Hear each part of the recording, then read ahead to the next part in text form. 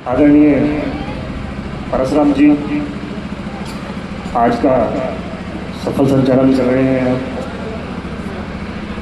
और इस farewell party में मां सरस्वती के सम्मुख आप सभी प्यारे बच्चों के लिए एक मंत्र से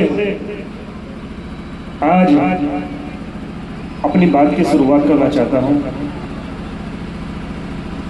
कि माता सरस्वती आपको अच्छी बुद्धि दे, सद्बुद्धि दे और आप परीक्षा में पास होकर अच्छे अंकों से पास होकर इस कॉलेज का, अपने प्रधानाचार्य का, समस्त स्टाफ का नाम रोशन करें कि या देवी सर्वभूतेषु बुद्धि रूपेण संस्था नमस्तस्यै नमस्तस्यै नमस्तस्यै नमो नमः। माता सरस्वती आपको सद्बुद्धि दे, अच्छी बुद्धि दे, इस विद्यालय का नाम रोशन करें आप। तो मैं तो अपनी बात आज की यहीं से प्रारंभ कर रहा हूँ और विद्यालय में हमारे प्रबंधक विनोद कुमार जी और प्रधानाचार्य प्रमोद कुमार जी और इस कॉलेज की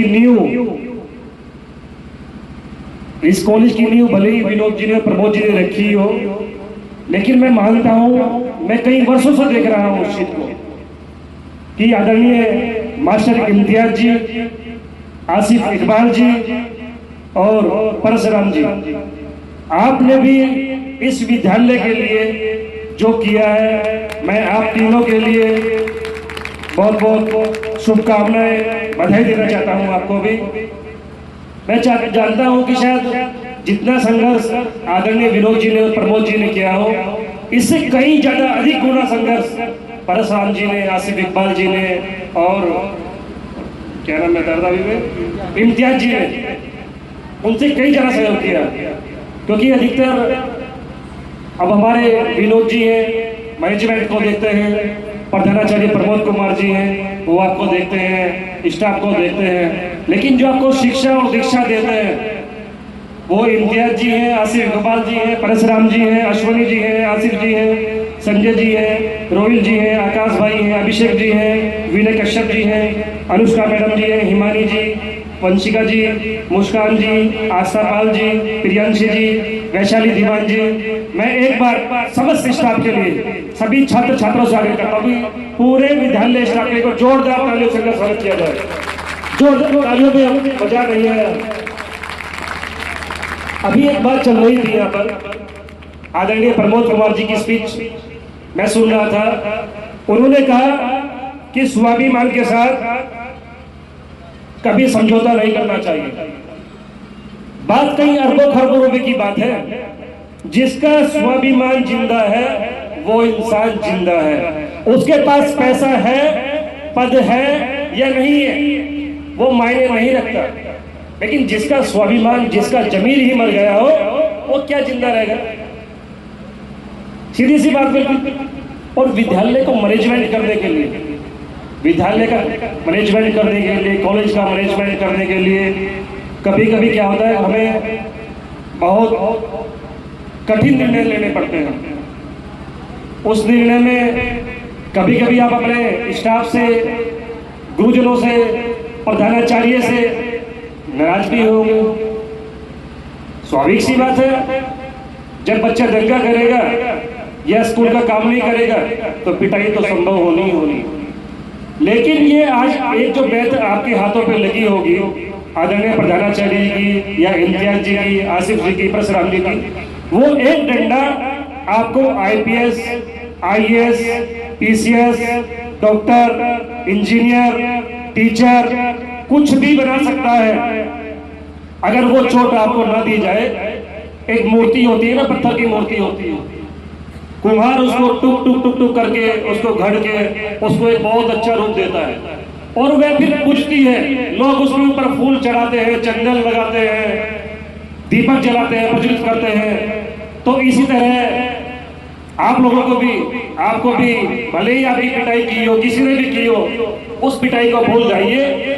जब आप IAS बनेंगे, IPS बनेंगे, PCS बनेंगे, आप टीचर बनेंगे, आप डॉक्टर बनेंगे, आपको सलाम करेगी। जैसे ही आप गाड़ी से उतरेंगे तो लोग आपको सल्यूट करेंगे और तब आप इस बात को भूल जाओगे कि प्रमोद कुमार जी ने हमें मारा था। ये मार नहीं है, ये आपको सुधारने के लिए, आपको आईएएस बनाने के लिए, आपको आईपीएस बनाने के लिए आपको ये मार दी गई है। तो आपको अपने प्रधानाचार्य से, अपने स्टाफ से नाराज नहीं होना है। आपको खुशी होनी चाहिए इस चीज की कि वो हमारे लिए कर रहे हैं। जो बच्चा, वैसे तो मैंने पहले ही बोल दिया कि आप सभी को माता सरस्वती सद्बुद्धि दे, अच्छी बुद्धि दे और आप परीक्षा में अच्छे अंकों से पास हो। आप इस विद्यालय का, सरदार पटेल इंटर कॉलेज का नाम रोशन करें। लेकिन फिर भी हो सकता है, वैसे तो लास्ट ईयर भी इस कॉलेज का रिजल्ट 101% रहा था और मेरी तो अपनी शुभकामनाएं इस कॉलेज के साथ है कि इस बार भी इस कॉलेज का रिजल्ट 100% रहे, सभी बच्चे पास हो। लेकिन मैं छोटी सी घटना अपने जीवन की खुद में बता रहा हूं आपको। एक बार मैं कक्षा 10 में फेल हो गया और फेल कैसे हुआ? ओवर कॉन्फिडेंस में।